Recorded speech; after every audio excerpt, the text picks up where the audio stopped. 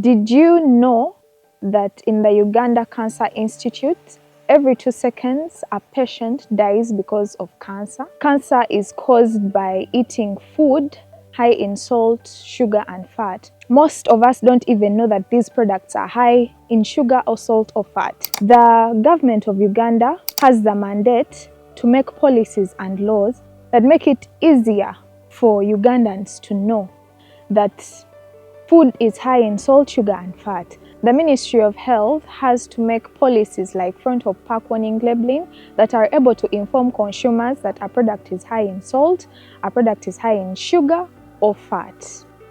Join us in asking the Ministry of Health for policies like front of pack warning labeling to ease consumers' knowledge on which products to eat and not to eat.